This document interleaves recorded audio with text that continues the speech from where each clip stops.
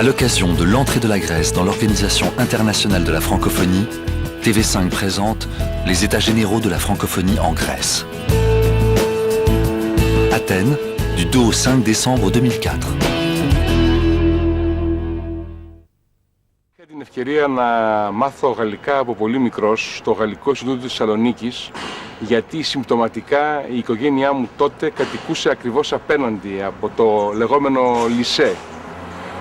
Maintenant, je suis vraiment très heureux parce que mon pays, la République hellénique, a décidé de participer au mouvement, à la communauté de francophonie, et cette participation grecque n'est pas un acte de présence, un acte de courtoisie, mais un acte vraiment politique.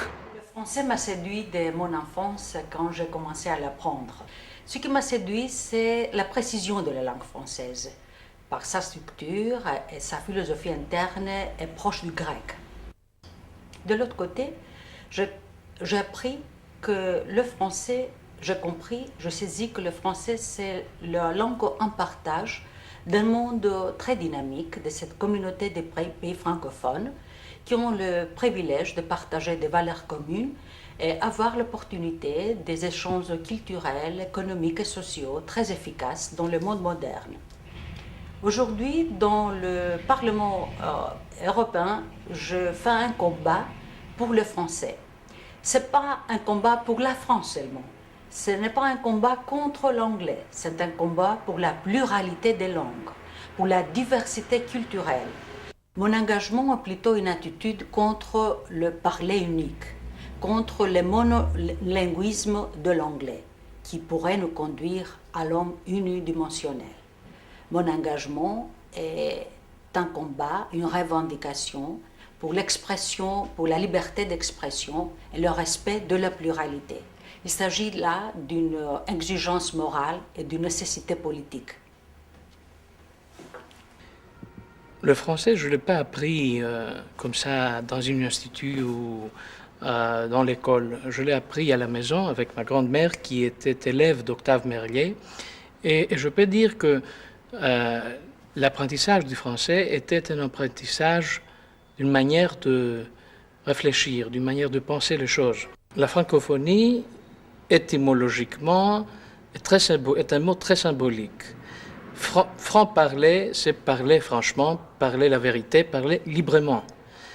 Et phonie, c'est la voix en grec. Donc, il y a quand même une sorte de fatalité pour la francophonie. C'est quelque chose de grec, ce qui fait que l'entrée de la Grèce à l'organisation de la francophonie était presque fatale. Et je dirais, c'est un événement pour moi très heureux, mais très naturel en même temps. Depuis cette date, le français ne m'a plus quitté. Il m'a accompagné à Athènes pour m'aider à entrer à l'université, à obtenir une bourse de la Fondation Alexandre Onassis, avec laquelle j'ai continué mes études à New York. À New York, il m'a accompagné aussi, je ne parlais plus le français, mais ça m'est arrivé quand même de jouer Feydeau. Et le français est toujours là pour lire Rimbaud et Baudelaire. Aussi pour gagner un peu d'argent de poche parce que j'ai enseigné le français aux Américains qui trouvaient cette langue so sexy. J'ai eu la chance d'avoir des parents qui parlaient le français. Depuis, je parle de toute façon quelques autres langues aussi étrangères, mais la langue française a une certaine beauté et ça donne toujours une opportunité de communiquer et d'apprécier la culture de ce très beau pays. Depuis ma toute jeunesse, j'ai apprécié premièrement tous les livres de Tintin et plus tard d'Astérix, ils ont fait une grande partie des livres que j'ai lus dans les premières années de l'école.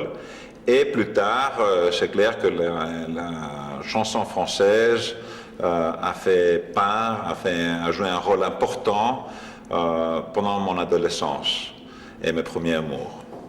Τη Γαλλία τη θεωρώ σαν δεύτερη πατρίδα μου.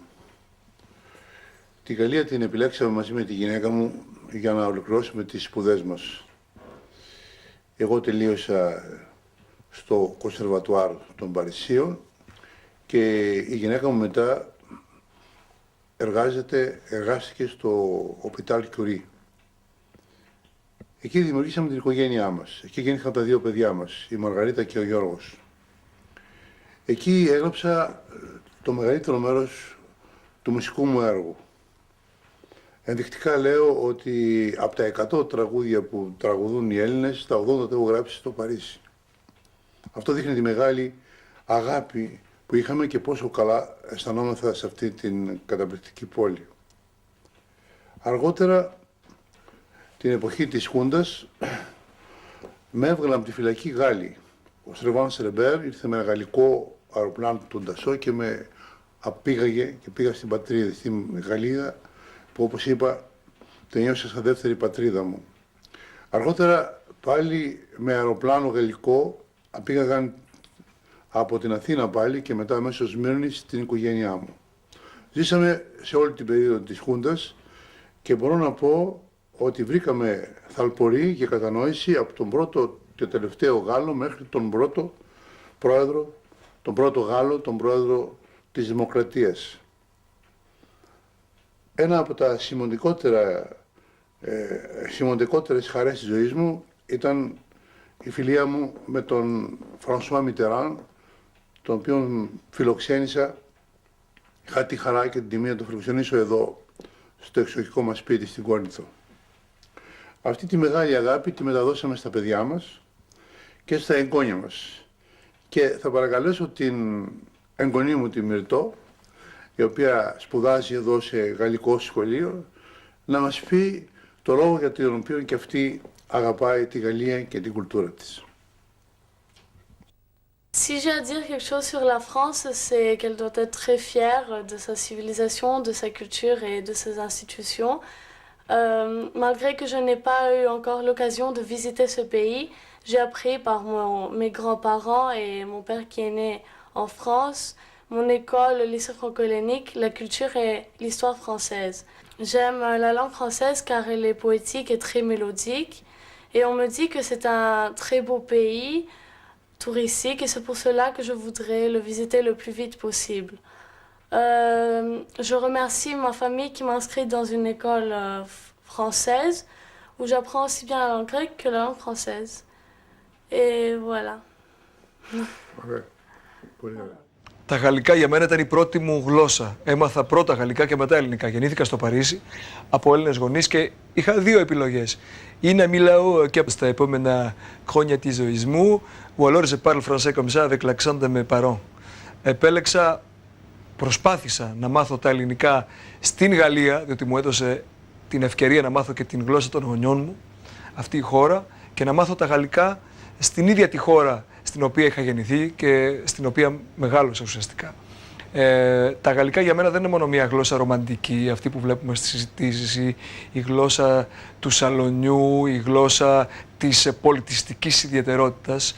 Είναι μια ζωντανή γλώσσα, είναι ένα όπλο πολιτιστικό, με παράδοση μεγάλη, μια πηγή έμπνευσης τόσο στην Αφρική και στην Ασία.